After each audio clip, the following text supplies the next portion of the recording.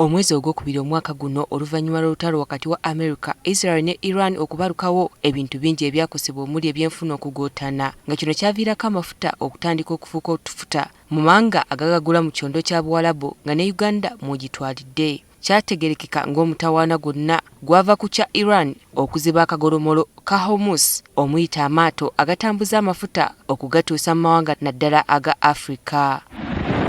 Newankubadde nga gwali gutyo, gavumenti enfunda nnyingi evuddeyo n'etegeeza nti mu ggwanga amafuta mwegali kale nga bannayuganda tebagwana kweraliikirira. Kyokka newankubadde guli gutyo, amafuta ku masundiro ag'enjawulo gazze galinnya nga n'agamu ku masundiro gatandise n'okukala, ekireeseewo akatigusa nsolima mu bannayuganda. Kati leero wabadde ayogera ne bannamawulire, minisita w'ebyobugagga ebyensibo Ruth Nankabirwa abuulidde eggwanga nti Uganda amafuta ekyalina agamala era nga tewali nsonga yonna erina kubeeraliikiriza bannayuganda. UNOC etukakasa nti pulaani yaabwe gye baakola amafuta agabadde gayingira okusinziira bwe tugeetaaga, era nga ne mwezi guno ogwokutaano okutuuka mu makati g'ogwomukaaga tumaze okukola pulaani eyingiza miliyoni 163 eza petroli wano mu ggwanga, miliyoni 2 eza liters eza diesel wano mu Uganda, miliyoni 22 n'obutundutundu 4 amafuta g'ennyonyi wano mu Uganda. Ekyo nga kijja tutambuzaako ennaku nga 67 kumpi katugambe nti emyezi 2 nga tuli bulungi. Ono agamba nti amasundiro ge tulaba agakalizza obuzibu tebuba bwa bbula ly'amafuta mu ggwanga wabula go gennyini engeri gye gaddukanyizibwamu. N'olwekyo bannayuganda bakimanye nti amafuta gano okuteekawo ebbula lyago kati n'otuuka ku petrol station nti out of stock, either omuntu yagatunze dda ku ssente n'afuna kiralu oba agakwese geeyongera okubula asobole okugatunda ku bbeeyi eya waggulu. Ekyo si kizibu kya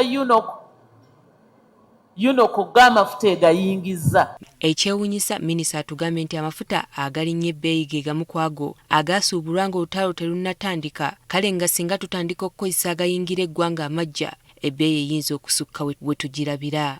Okutandika ne mwezi ogwokutaano, ebyo bye mbagambye ebyokulinnyisa crude, ebyokulinnyisa refining fees, era bigenda kulinnyisa ebbeeyi y'amafuta mu nsi yonna. Kati ate ffe tetusobola kutunda bbeeyi ya wansi kubanga munaasasula mutya emisaala, ffe tunaakola tutya enguudo ng'ate ssente zino tuzeetaaga. So okutandika ne May, UNOC egenda kuguza abatunda amafuta ku muwendo ogwo ogunaabeerako. Ono nakati akyewuunya lwaki abatunda amafuta bagalinnyisizza ebbeeyi kubanga ge batunda bagasuubula ku bbeeyi enkadde nga gakyali wansi, kale nga bano bategese okubaggulako olutalo bakangavvulwe. So ebyo byonna bye tuzudde ebigenda mu maaso nga bimenya mateeka, tugenda kukolagana ne police, twongere surveillance, twongere okwogera ne bamarketers ab'amafuta tubagambe nti munange ensi tekungulwa, bafuneko profit entonotono naye baleme kuteekawo bunkenge. Ye Anthony Ogaro akulira ekitongole ekitaba abakulira abasuubuzi b'amafuta ki Sustainable Energies and Petroleum Association, embeera y'ebbula ly'amafuta mu masundiro agyesigamiza ku mitendera gye bayitamu okugafuna kw'ossa n'obungi bwa bannayuganda abeeyongedde okugagula ennyo. Picking up products from Kisumu and passing through the Busia, Malaba or Mutukola borders, is it efficient enough? There are inefficiencies that we see that are delaying the arrival of the product that if we aggregate, yes, it would be enough for the country. But for it to arrive at the stations, there are a number of bottlenecks that we are grappling with, and we need the support of everyone. Kyokka awagidde ekya gavumenti okukangavvula abagalinyisizza ebbeeyi ate nga baagasuubulira ku bbeeyi ya wansi.